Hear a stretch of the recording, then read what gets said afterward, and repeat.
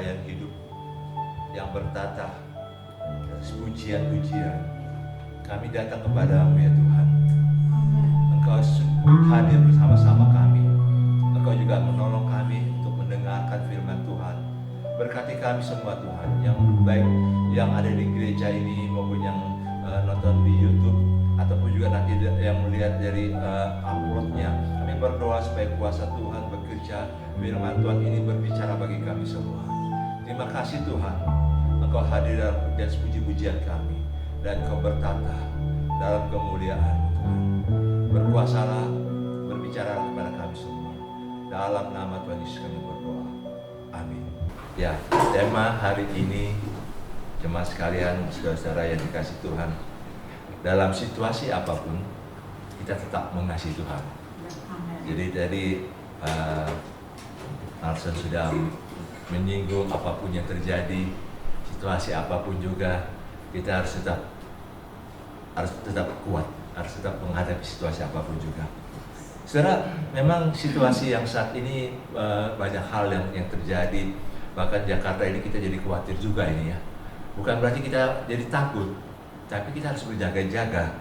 Karena dibilang positive rate-nya itu artinya gini, dari 100 orang yang diperiksa swab, ada di atas 10, bisa 14, bisa 15, bisa 18 yang kena positif. Dan itu membuat juga kita nggak tahu nih siapa nih, jangan-jangan kita ketemu orang ya kita pikir sahabat, kita buka masker tapi dia OTG.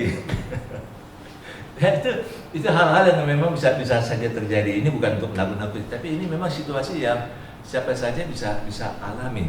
Bahkan sebagian besar, nah ini yang kita lihat bagaimana orang Jakarta, orang-orang di sekitar kita, orang-orang di daerah-daerah juga sekarang ini lagi berjuang.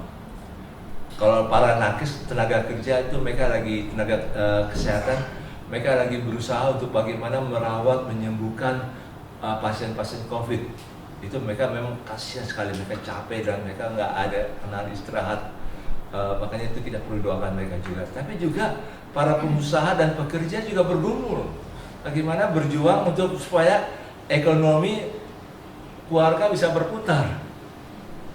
Dengan tiba-tiba hari Kamis kemarin Gubernur Anies itu mengumumkan sudah akan tarik rem mendadak dan darurat. Wah, ini juga membuat jadi apa ya, banyak juga pengusaha juga yang sampai bilang ini, jangan-jangan 2021 kita nggak bayar pajak ini. Bayar pajak pakai apa? Itu pergumulan yang tidak mudah sih bagi pengusaha-pengusaha. Bahkan pekerja-pekerja pun juga bergumul, saudara. Makanya ini memang serba tidak mudah. Serba tidak mudah. Ya, apalagi kalau disuruh kerja 2 minggu di rumah, nggak usah keluar-keluar, udah banyak menjerit, makan apa? Jangan sampai ada gelombang PHK yang berikutnya. Nah, saudara, bukan hanya di situ saja, saudara. Ini juga dialami oleh bangsa Indonesia. Bahkan ada ahli epidemiolog bilang kalau bisa PSBB ini seluruh Indonesia. Ini apa lagi ini? Dan kita bisa lihat, saudara, ini situasi yang kita alami secara fisik. Tapi bagaimana dengan secara rohani? Udah dalam tekanan ekonomi cukup berat, dan kita merasa bahwa beban pikiran kita sangat berat sekali. Ini nggak mudah, saudara. Bagi kita yang dalam situasi kayak gini, ini memang nggak mudah. Saya sadari juga bahwa ini kita kalau bukan karena kasih karunia Tuhan, kita nggak bisa lewatin ini. Sampai dia bilang gini, kita dengar berita duka ada orang yang mati karena COVID, belum tentu loh kita sampai Desember 2020 ini. Ada yang sampai bilang gitu, saudara. Itu sebabnya kita juga harus berdoa supaya Tuhan menolong kita, sehingga beban pikiran yang ada saat ini bukan membuat kita jadi tertekan jiwa kita. Justru kita boleh menghadapi situasi seperti ini. Nah, apalagi kalau misalnya kita lagi waktu kita lagi berpikir ini bagaimana kita bisa survive dalam situasi kayak gini, tiba-tiba ada suatu kejadian yang dilakukan oleh orang di sekitar kita yang membuat kita jadi apa ya? Aduh, ini bisa terjadi sih? Kok ini ada masalah baru? Berarti jadi beban berat loh. Makanya saat ini saudara, jangan hanya doakan supaya saudara bisa survive, tapi doakan juga orang-orang yang ada di sekitar kita, dalam keluarga kita, supaya jangan ada masalah. Kalau ada masalah itu berat sekali, udah beban berat, tambah lagi ada masalah lagi oleh orang terdekat, dan itu sangat berat, itu bukan hal yang mudah. Nah, saudara, mari kita melihat bagaimana nubuatan Alkitab juga dalam situasi yang akan datang. Saya menonton satu film animasi sekitar 7 menit itu yang menggambarkan, ini animasi loh saudara, itu dari waktu 9/11, waktu Osama suruh orang untuk tabrak pesawat di gedung di New York, itu sudah mulai ada pemerintahan daripada iblis untuk sampai munculnya antikris.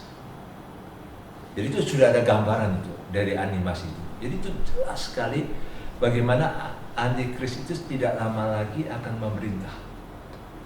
Dan kalau situasi seperti ini saudara, antikris memerintah di dunia, menguasai dunia ini, maka kita ada 2 kemungkinan.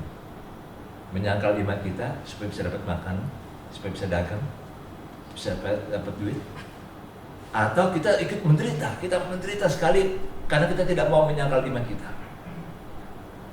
Ini situasi yang akan terjadi. Jadi kalau kita nggak mau di dahi kita ditaruh 666, kita nggak bisa dagang, nggak bisa jual, nggak bisa beli. Dan ini situasi yang saya terus terang, saya waktu lihat ini saya menggumuli, apa sih Tuhan yang harus kita siapkan dari sekarang ini? Ini bukan hal yang untuk menakut-nakutkan. Ini bukan berarti ini mungkin terjadi nanti tahun 2050, 2060. Enggak. Saya lihat ini bisa jadi 2020-an ke atas ini, nggak lama lagi terjadi. Dan kita harus siap. Bagaimana apa yang harus kita siapkan di sini? Apalagi kalau saya lihat ada cucu-cucu yang lahir, saya senang. Dampingi di rumah sakit, saya senang lihat cucu-cucu yang lahir. Tapi juga kalau lihat dari sini, Tuhan, bagaimana dia ya nanti yang akan datang ini? Ini bukan nakut-nakuti Acang misalnya. Bukan. Tapi memang ini realita yang kita harus siap hadapi. Itu sebabnya saudara, apapun yang situasi yang kita alami, jangan kita kendor kasih kita kepada Yesus. Itu yang kita akan baca dari firman Tuhan dari Yohanes 14. Mari kita baca Yohanes 14 ayat 15 sampai dengan ayat 20. Yohanes 14 ayat 15 sampai dengan 20. Kita akan baca bergantian. Saudara yang di rumah yang lagi lihat streaming, saudara boleh membuka Alkitab saudara dan membaca. Dan kita yang ada di dalam gereja ini, kita mungkin baca berganti-gantian sesuai dengan tanda kalimat, titik, koma, atau titik 2 ya. Baik, kita akan baca berganti-gantian. Saya akan baca lebih dahulu dari ayat 15. Jikalau kamu mengasihi aku akan minta kepada Bapa, dan Dia akan memberikan kepadamu seorang penolong yang lain, supaya Ia menyertai kamu selama-lamanya, yaitu Roh kebenaran. Dunia tidak dapat menerima Dia, sebab dunia tidak melihat Dia dan tidak mengenal Dia. Tapi kamu mengenal Dia, sebab Dia menyertai kamu dan akan Dia menolong kamu. Aku tidak akan meninggalkan kamu sebagai yatim piatu. Aku datang kembali padamu. Tinggal sesaat lagi dan dunia tidak akan melihat aku lagi. Tetapi kamu melihat aku. Sebab aku hidup dan kamu pun akan hidup. Pada waktu itulah kamu akan tahu bahwa aku di dalam Bapakku dan kamu di dalam aku dan aku di dalam kamu. Saudara, apapun yang terjadi, situasi apapun yang kita alami, tetaplah mengasihi Tuhan. Ini kata kuncinya. Dan tadi saya senang nggak ada janjian tadi ya. Jadi apa yang tak pernah timbul dalam hati, yang tidak pernah ada dalam pikiran kita, yang tidak pernah kita lihat dengan mata sebelumnya, Tuhan sediakan bagi mereka yang mengasihi. Tadi lagu yang pertama yang dinyanyikan. Nah, saudara, kita lihat di sini dalam ayat 15. Jikalau kamu mengasihi aku, kamu akan menuruti segala perintah. Kata jikalau itu berarti seandainya, pengandaian dan kondisional. Jikalau artinya ada satu kesepakatan, ada satu pilihan dari hati kita, keputusan hati kita untuk mengasihi Tuhan. Nah, kata jikalau kamu, kata kamu ini bukan tunggal, saudara. Ini kalau dalam bahasa Indonesia antara kamu itu agak susah ya. Kamu bisa jadi kamu tunggal, pengertian kita tunggal. Tapi kalau misalnya sehari-hari kita kalian, itu baru jamak banyak orang. Nah, dikatakan demikian, jikalau kamu mengasihi aku, artinya jikalau kalian, jadi bukan pribadi, jikalau kalian artinya saya dan orang-orang terdekat dengan saya, saudara dengan orang-orang terdekat dengan saudara, sepakat mengasihi Yesus. Ini yang Yesus maksudkan. Jikalau kalian sepakat dalam komunitas, dalam keluarga, dalam gereja mengasihi Yesus.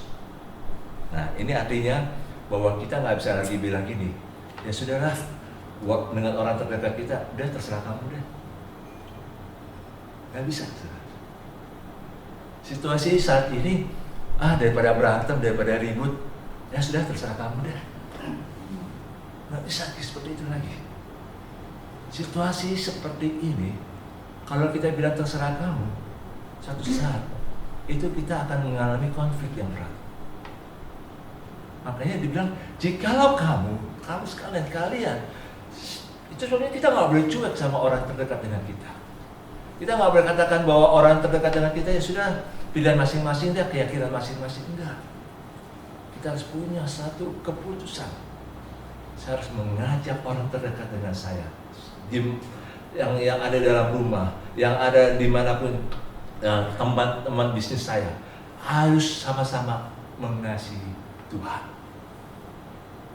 Suami mengajak istrinya, istri mengajak suaminya, orang tua mengajak anak, dan itu sama-sama ada kesepakatan mengasihi Tuhan. Wah, itu sangat berat itu. Ini aja udah susah, apalagi ngajak orang. Kalau ngajak orang jauh sih masih lumayan. Kadang-kadang kita juga berpikir kayak gitu. Ngajak orang jauh lebih enak ngajaknya. Tapi ngajak pasangan kita, ngajak orang terdekat, udah dikasih ngomong baru 1 kalimat, dia ngomong 10 kalimat. Kadang-kadang ngalami kayak gitu. Tapi saudara, mari saya ingin mengajak kita harus punya satu keyakinan. Ini yang Tuhan mau kita lakukan bersama dalam keluarga kita. Makanya kita sama-sama mengajak orang-orang terdekat dalam keluarga kita. Jadi kita akan lihat bagaimana kalau kita mengajak orang-orang terdekat dengan kita mengasihi Yesus. Ya tentu kita nggak bisa paksa ya, nggak bisa paksa. Kita nggak bisa membuat orang itu betul-betul mengasihi Yesus kalau kita sendiri nggak peduli sama orang itu. Orang itu nggak ngerti tentang betapa besar kasih Yesus. Jadi orang yang terdekat dengan kita nggak akan mengerti, nggak akan peduli betapa besar kasih Yesus kepada dia, nggak peduli. Tapi yang dia peduli betapa pedulinya kita terhadap dia. Itu yang kita harus praktikkan.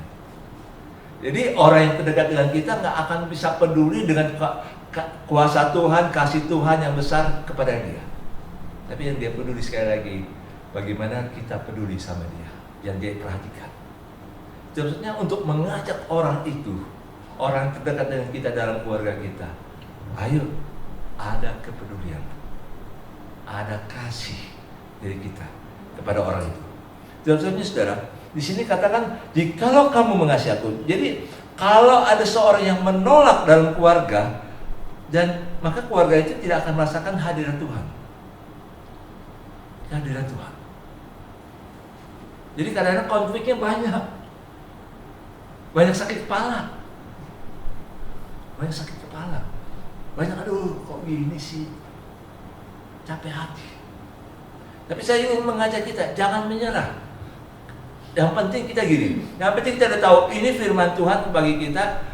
Jikalau kamu mengasihi aku, jikalau saya dan orang-orang terdekat dengan saya dan keluarga saya mengasihi Yesus, maka saya juga harus sepakat dengan Yesus, supaya orang terdekat dengan saya dalam keluarga saya mengasihi Yesus bersama-sama dengan saya. Saudara, kalau kita mengalami seperti ini, kita sama-sama mengalami Yesus dalam keluarga kita, apapun yang terjadi di luar, kita tetap tenang. Kita tetap bisa menguatkan. Kita bisa tahu Tuhan hadir bersama-sama kita. Tuhan hadir bersama-sama kita. Demikian juga kalau kita dalam berjemaat, saudara, dalam gereja ini. Mari kita sama-sama. Saya percaya sih, saya nggak akan meragukan kasih saudara kepada Yesus. Kalau nggak, buat apa saudara tiap minggu datang? Kalau saudara tidak mengasihi Yesus, buat apa saudara tiap minggu lihat streaming, lihat YouTube atau IG kalau nanti sudah diupload? Saya percaya saudara mengasihi Yesus. Tapi sini mari sama-sama kita mengasihi Yesus dalam keluarga rohani, dalam keluarga gereja. Kita mengasihi Yesus bersama-sama. Dan pada waktu kita mengasihi Yesus bersama-sama, kita bisa rasakan hadirat Tuhan. Tadi saya agak kaget waktu duduk situ dari awal ibadah. Saya kucak-kucak mata saya, saudara. Saya ada apa nih? Ada dua makhluk yang kelihatan. Tingginya 0,7 meter. Di sini. Saya pikir, oh ini mungkin ini hanya handphone ini. Saya lihat sini juga handphone yang tengah juga ada. Tinggi bergandengan tangan.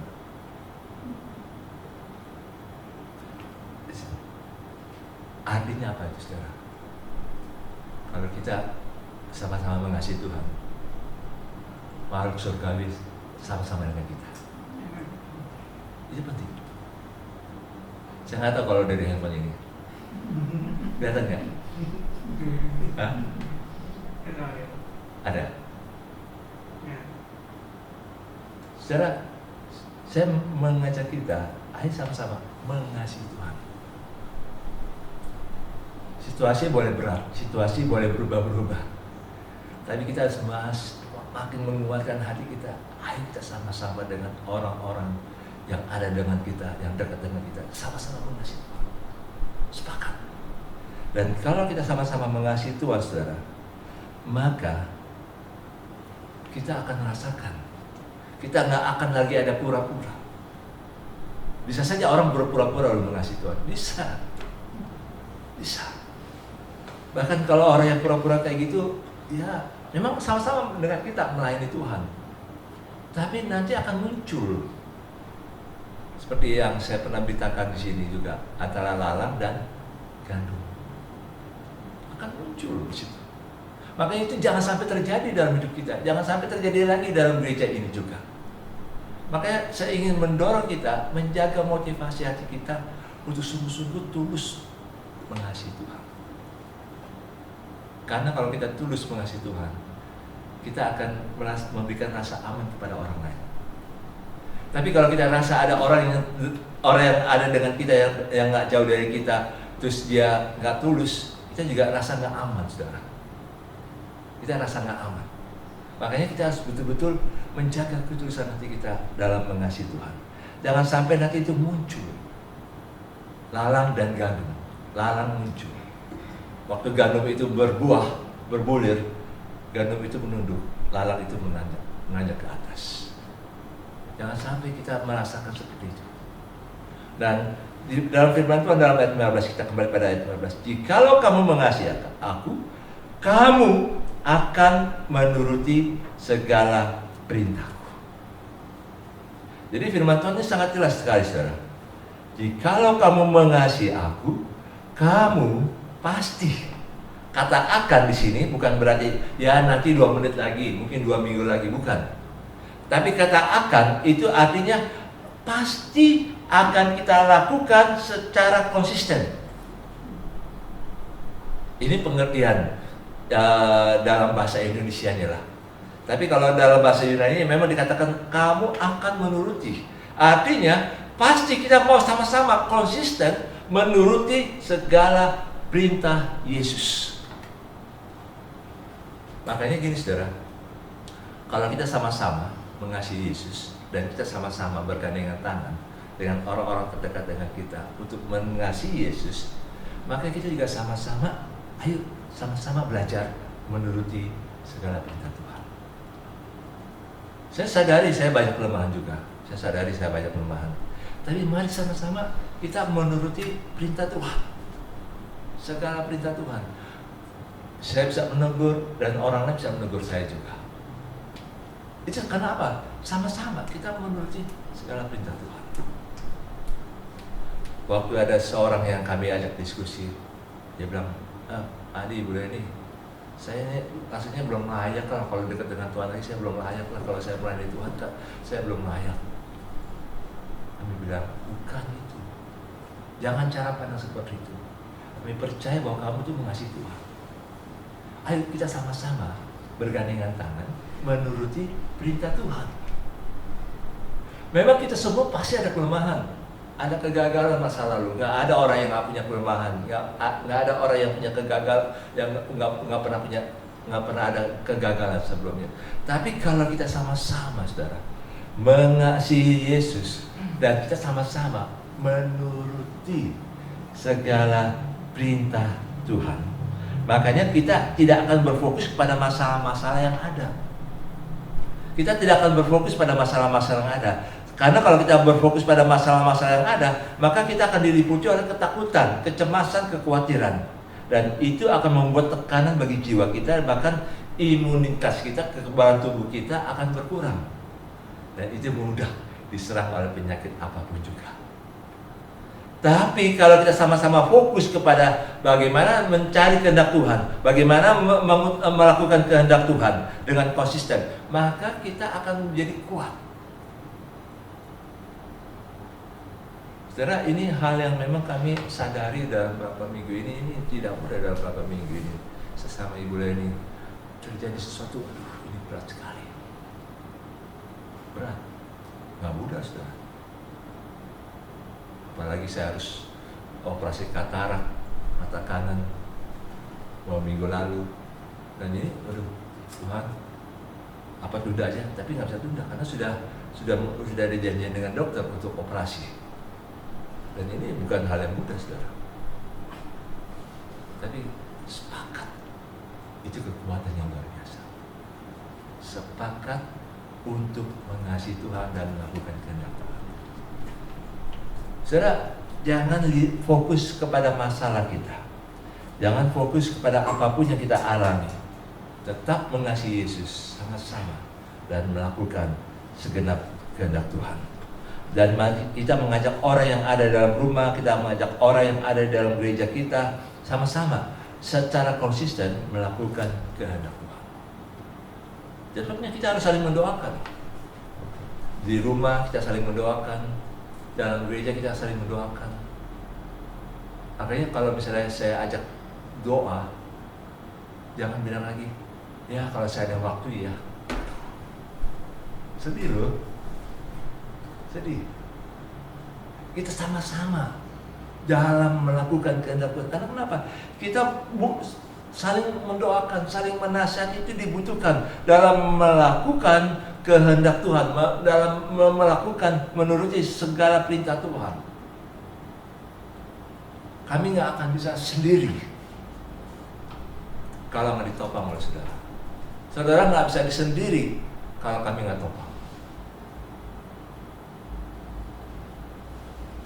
Berapa hari lalu ada seorang yang WA saya, dia di Bali, dia punya satu usaha kecil warung. Dia bilang gini, Pak Adi percaya nggak kalau ada penampakan? Wah, kalau kayak gitu sudah ini. Ya, saya bilang ada apa? Kok tiba-tiba tempat jualan saya jadi sepi? Karena ada orang yang lempar tanah kuburan. Aduh. Dia bilang, sudah, siapa yang lakukan? Om saya, katanya. Dia kasih fotonya, oh ya saya sudah tadi. Omnya rajin gereja, tahu firman. Dia bilang, dah, jangan sakit hati. lepaskan pengampunan, dan sobek-sobek itu. Jadi secara alam roh, jadi waktu pasang tenda, jadi kayak saya bilang pasang tenda, jadi kayak apa ya, kayak ada tilai yang langsung ditarik, cabut gitu kan. Dalam alam roh waktu buka itu, cabut dalam nama Yesus. Terus 2 hari kemudian dia bilang, udah puji Tuhan Pak Adi. Kenapa? Udah banyak yang masuk, makanya pelanggannya sudah banyak keluar masuk lagi gitu kan. Sebelumnya cuma 2 orang, satu beli aqua, satu beli kue. Jadi masih rugi. Oh ya puji Tuhan. Kenapa? Asal sepakat mengasihi Tuhan walaupun jauh jarak saya dengan orang itu di Bali dan saya ada di Jakarta, sepakat pasti ada pertolongan Tuhan. Jadi nggak harus jadi dalam satu ruangan ya saudara ya. Sepakat. Kalau ada keluarga kita yang jauh yang memang membutuhkan doa kita, asal sepakat menuruti kehendak Tuhan, saling mendoakan, pasti ada mujizat. Pasti ada mujizat. Nah, contohnya dalam gereja kita juga mengajak keluarga rohani juga untuk menuruti segala perintah Tuhan. Kita saling belajar bagian mana lagi yang kita belum ikutin perintah Tuhan. Kita sama-sama belajar.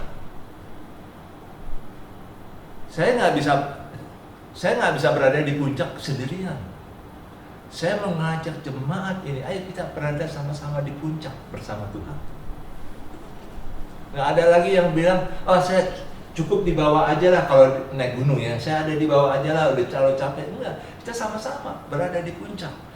Ayo kita sama-sama secara rohani kita ngalami Tuhan. Bagaimana cara Tuhan, kuasa Tuhan digenapi dalam hidup kita. Rencana Tuhan dalam hidup kita boleh digenapi. Termasuk tadi yang dibaca itu Yeremia 29 ayat 11. Bagaimana masa depan kita yang penuh harapan itu boleh digenapi dalam hidup kita. Karena itu janji Tuhan. Walaupun situasi seperti ini yang kita alami saat ini, ya bisa kita jadi orang yang pesimis, bisa jadi kita orang yang skeptis. Tapi jangan biarkan itu kita jadi orang yang pesimis. Mari kita sama-sama melakukan kehendak Tuhan. Nggak ada lagi untuk kepentingan diri kita lagi. Nggak ada lagi istilahnya, gue dapat apa ya dari situ ya. Enggak. Karena kita ingin melakukan kehendak Tuhan. Kalau Tuhan perintahkan kepada kita, kamu harus berjaga-jaga dan berdoa. Jangan abaikan waktu kita untuk berdoa. Memang sih sepertinya berdoa itu kita nggak ngerti ya bagaimana cara Tuhan menolong kita.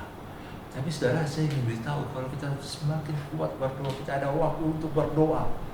Kita kasih kesempatan kita melakukan berdoa itu sambil berjaga-jaga. Saudara, banyak hal yang terhindar dari kita, hal-hal yang kita tidak sadari. Berjaga-jaga dan berdoa.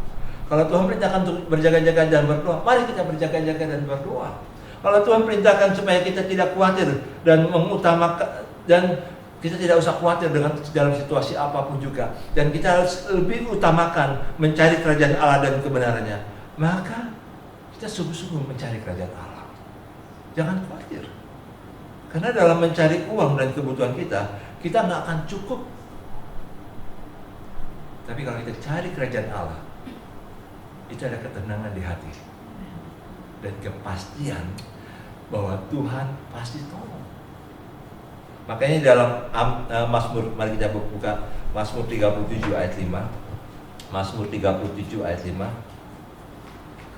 Dikatakan demikian, Mazmur 37 ayat 5. Jadi di tengah-tengah kekhawatiran yang saat ini kita alami, tapi Mazmur 37 ayat 5 dikatakan demikian. Serahkanlah hidupmu kepada Tuhan dan percayalah kepadanya, dan Ia akan bertindak. Serahkanlah. Kalau bahasa Inggrisnya commit. Komitkanlah hidupmu, dirimu kepada Tuhan. Jadi kita harus punya komitmen. Satu komitmen bersama Tuhan. Tuhan, ini komitmen saya Tuhan. Saya serahkan hidup saya ini kepadamu Tuhan. Dan percayalah kepadanya, dan Ia akan bertindak. Jadi kalau Tuhan katakan, jangan khawatir, jangan andalkan kekuatan kita hanya untuk mencari uang, untuk memenuhi kebutuhan kita. Tapi kita betul-betul mau mencari kerajaan Allah dan kebenarannya. Percayalah Tuhan akan mencukupkan. Tuhan akan menolong secara khusus. Nah, saudara, Tuhan juga perintahkan kita untuk menguji Tuhan dalam kesetiaannya. Apakah dia betul memelihara kita? Kalau kita memberikan perpuluhan pada Tuhan, apakah dia memelihara kita atau tidak? Uji. Jadi apa yang menjadi perintah Tuhan, kita harus uji. Kita harus lakukan. Kenapa? Kita sama-sama.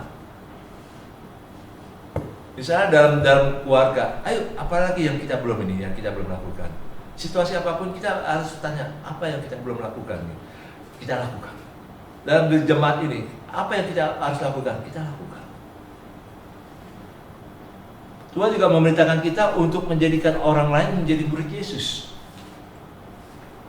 Bapak, saya nggak bisa ngomong, saya tahu saya terbatas. Nggak usah.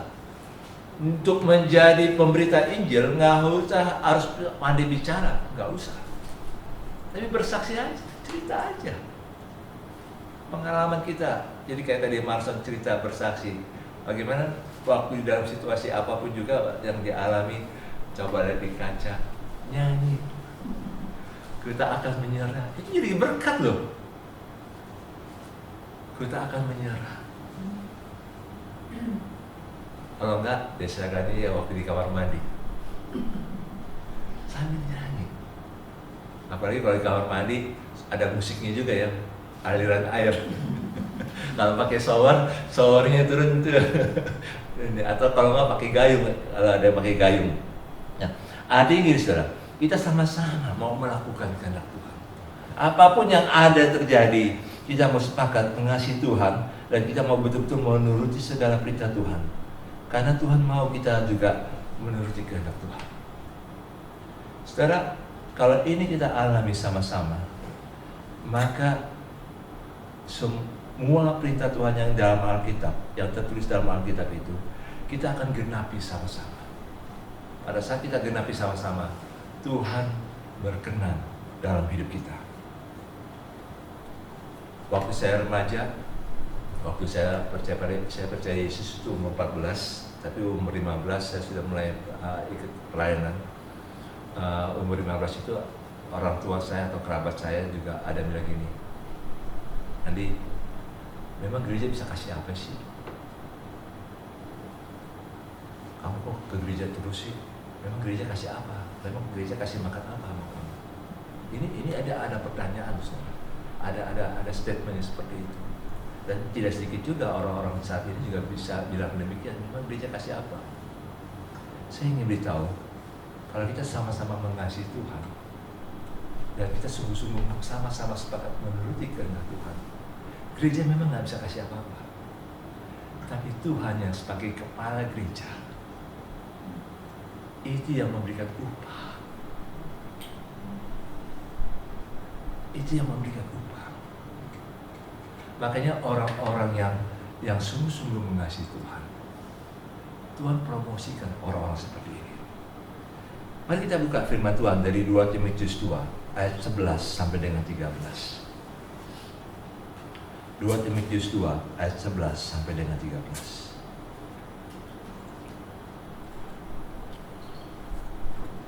Kalau kita sungguh-sungguh, karena firman Tuhan demikian, benarlah perkataan ini. Kata benarlah perkataan ini artinya perkataan ini, firman Tuhan ini sudah teruji dan benar. Jika kita mati dengan Dia, dengan Yesus, kita pun akan hidup dengan Dia. Ayat 12. Jika kita bertekun, kita pun akan ikut memerintah dengan Dia. Jika kita menyangkal Dia, Dia pun akan menyangkal kita. Jika kita tidak setia, Dia tetap setia karena Dia tidak dapat menyangkal dirinya. Saya ingin kasih garis bawah itu ayat 12. Jika kita bertekun, kita pun akan ikut memerintah dengan Dia. Jadi artinya saudara, apapun yang kita lakukan, kita sehati, kita mengasihi Yesus dan kita melakukan menuruti kehendak Yesus, semua perintah Yesus. Ini yang Yesus akan berikan. Kita pun akan ikut memerintah bersama dengan Dia. Ada kuasa. kuasanya apa? Exousia dan dunamis. Kuasa exousia itu makin gini, saudara. Polisi punya pistol kan, diberikan kuasa oleh negara untuk pegang pistol. Tapi bukan hanya pegang, dia dilatih juga untuk menembak dengan tepat. Itulah polisi. Jadi dia dengan senjata itu, dengan pistol itu, dia bisa pakai kuasa itu untuk misalnya dia melindungi diri dari penjahat atau dia menembak penjahat. Itu namanya dunamis. Exousianya apa? Punya hak. Saudara dan saya, kalau kita memerintah bersama Yesus, kita sebenarnya sudah dikasih kuasa exousia dan dunamis. Artinya dalam diri kita ada kuasa yang hak kita, yang Tuhan berikan kepada kita sebagai punya hak. Untuk apa? Menyembuhkan orang sakit, mengusir setan. Untuk apa? Untuk juga bisa karir kita bisa naik jadi kepala, bukan jadi ekor. Itu perintah Tuhan, janji Tuhan kepada kita. Engkau akan naik dan naik menjadi kepala, bukan menjadi ekor. Dan ini kita harus genapi dalam hidup kita. Kalau kita setia dalam pelayanan kita di gereja, sama-sama kita sama dalam suatu keluarga, maka Tuhan akan percayakan kita hal-hal yang besar dalam bangsa dan negara ini. Dan itu sudah ada contoh yang dulu saya pernah sampaikan kepada kita di sini, Om Johannes Demena. Ya, orang yang memang jadi pemikir untuk gereja-gereja di Indonesia. Tapi dia menjadi pejabat presiden itu ada 9 kali. Nggak ada tuh orang Kristen yang pernah menjadi pejabat presiden Republik Indonesia selain Om Jo. Kenapa? Karena Soekarno percaya sama dia. Soekarno sangat percaya sama dia. Saudara, itu orang yang memang betul-betul sangat mengasihi Tuhan, yang menuruti perintah Tuhan. J.B. Simatupang, orang Batak yang memang sungguh-sungguh mengasihi Tuhan. Dia sama-sama dengan gerejanya yang dibawa PGI. Dia menjadi menteri pertahanan yang sangat dikagumi. Makanya kalau sudah ke selatan, kantornya Marsam itu jalannya panjang sekali, namanya Jalan J.B. Simatupang. Kenapa? Biasa kalau Jakarta Selatan itu nama-namanya Haji atau apa isannya. Ada itu nama orang Kristen itu. Tapi di selatan itu Jalan J.B. Simatupang. Kenapa? Karena kepercayaan. Saudara, artinya gini saudara. Kalau kita sama-sama menuruti perintah Tuhan, segala perintah Tuhan dalam gereja ini, saudara akan diberikan Tuhan kepercayaan yang di luar.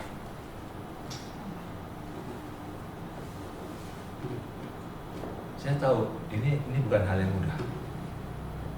Beberapa minggu lalu saya juga ditakan di sini janji Tuhan, kalau kita jadi imamat rajani, Tuhan akan membuat kita menjadi yang memerintah bersama Yesus. Iblis mengintimidasi saya loh saudara. Jangan pikir saya nggak diintimidasi sama iblis. Nah, apa tuh buktinya? Masalah ada. Mana pemerintah bersama Yesus? Oh enggak, masalah boleh ada, tapi firman Tuhan ini pasti digenapi. Jangan sampai kita diintimidasi karena masalah yang kita hadapi. Kalau ada masalah yang kita alami membuat iman kita jadi mati, itu kebodohan kita. Tapi janji Tuhan, firman Tuhan, itu nggak pernah mati, saudara. Nggak pernah mati. Pasti dia genapi. Dan sebenarnya mari kita belajar sini, saudara. Kita mau betul-betul menggenapi firman Tuhan ini. Kalau kita betul-betul mengasihi Tuhan, kita sama-sama menuruti perintah Tuhan, maka kita akan memerintah bersama Tuhan.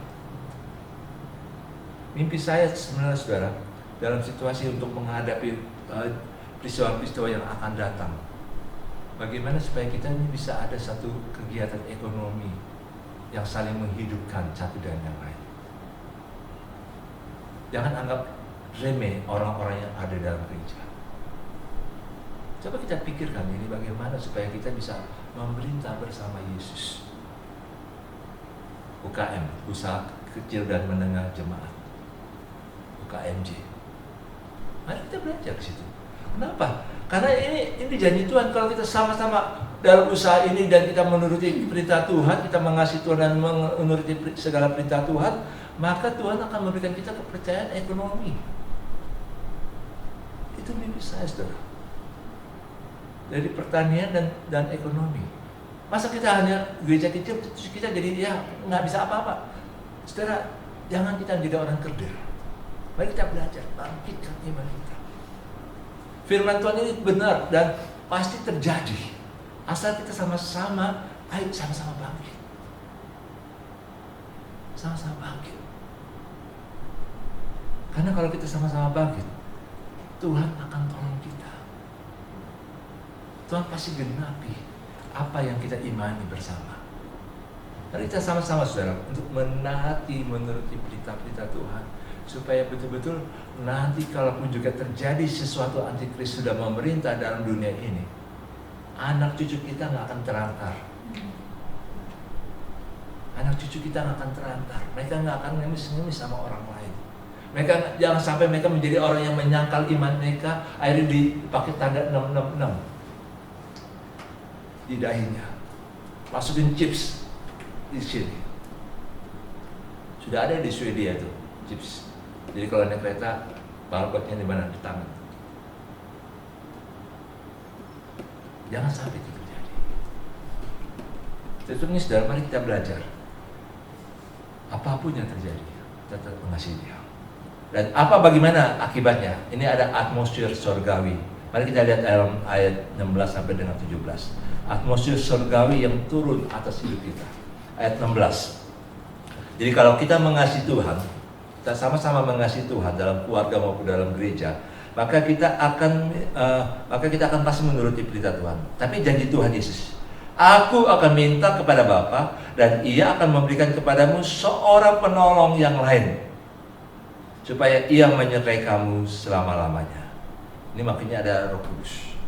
Seorang penolong, penasehat, penolong, perantara, pengacara, penguat, pribadi yang siaga menolong kita. Dan itulah Roh Kudus. Saudara, waktu kita masih muda sih banyak waktu remaja masih banyak kawan. Terus waktu masih muda masih banyak kawan. Tapi kalau sudah berumah tangga mulai terbatas. Usia 50-an makin terbatas. Usia 60-an makin terbatas lagi. Saudara bisa bayangkan nggak, saudara? Kalau pada waktu usia-usia seperti 50-an, 60-an, saudara mau punya masalah, mau curhat sama siapa? Mau curhat sama siapa? Kalau masih muda-muda sih, yang golongan milenial ini banyak, gampang. Tapi saya juga kaget. Kemarin si Atta Halilintar beberapa hari lalu dia bilang, saya nggak punya banyak kawan. Saya juga kaget. Subscribe-nya kan 25 juta ya. Tapi dia bilang, saya nggak ada kawan banyak. Orang kayak gini nggak punya kawan banyak. Artinya apa, saudara? Dunia ini boleh medsos, bisa terhubung dengan banyak orang. Tapi yang menjadi kawan itu nggak ada. Tapi kalau kita mengasihi Tuhan dan menuruti perintah Tuhan, siapa yang menolong kita? Roh Kudus. Ini jaminan kita, saudara. Ini yang menjadi kekuatan bagi kita. Makanya kita nggak perlu takut. Saya sadari nggak semua orang bisa terbuka. Bahkan di dalam gereja pun juga belum tentu kita bisa terbuka sama orang lain, karena kita juga bisa jaim. Saya nggak ada masalah kok. Karena di hatinya banyak masalah. Saya nggak tahu berapa hari lalu ada artikel apakah mitos atau fakta orang yang ubanan itu banyak masalah.